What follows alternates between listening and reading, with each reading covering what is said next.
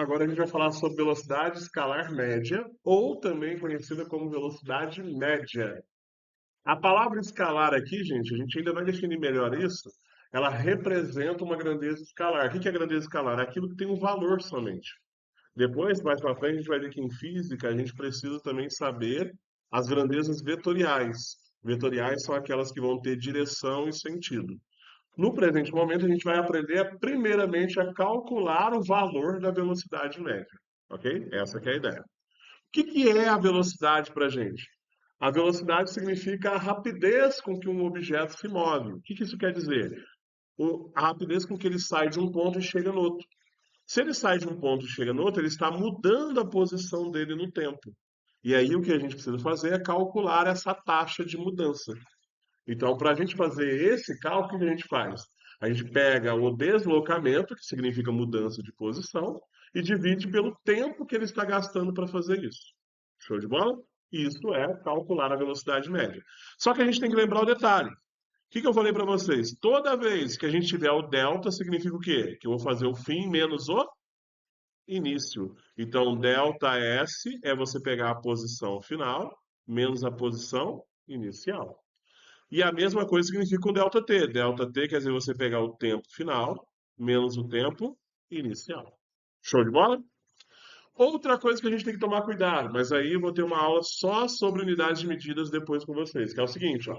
A unidade de medida no sistema internacional, que é conhecido como SI, é metros por segundo. Então, quando a gente falar de velocidade no sistema internacional, a unidade vai ter que ser metros por segundo.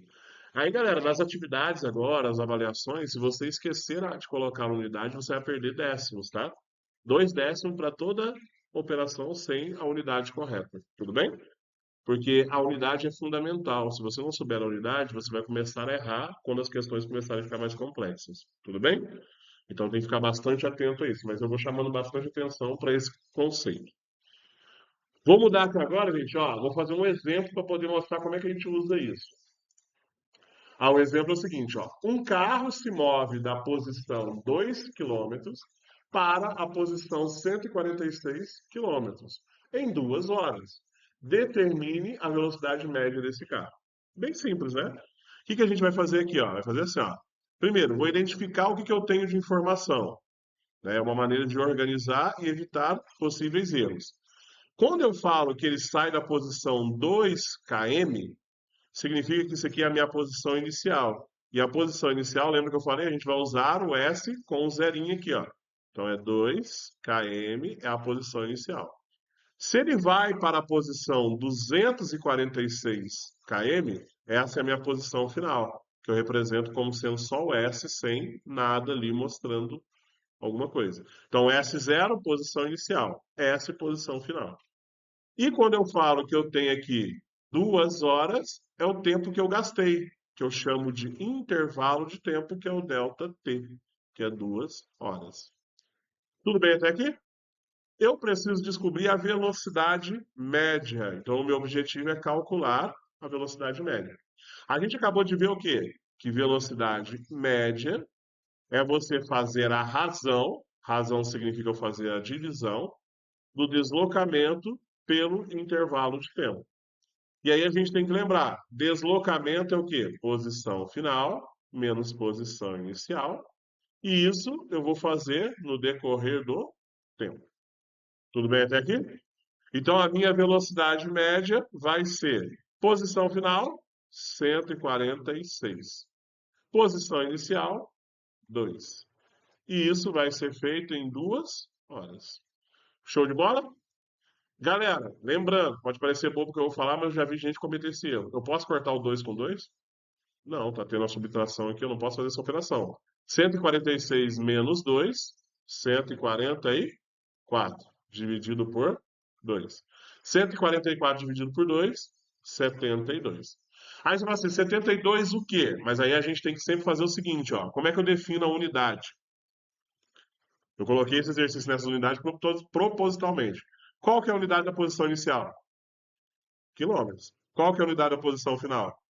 Quilômetro. Então quer dizer que o deslocamento está em quilômetros. Beleza? Não, a gente vai transformar agora. Quantas horas, quanto tempo aqui é? 2 horas. Então a unidade é horas. A distância não está dividido pelo tempo, então quer dizer que é quilômetros dividido por horas. Então eu tenho aqui 72 quilômetros por hora. Aí você fala assim, mas como que eu faço para colocar isso em metros por segundo? Aí a gente vai fazer aqui, ó.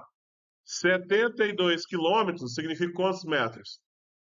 72.000 metros, correto?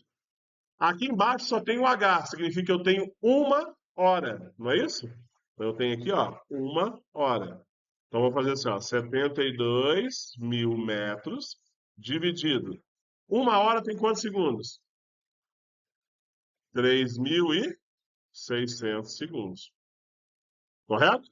Vamos fazer o que agora? Simplificar. Corto 2 zeros aqui, corto 2 zeros aqui.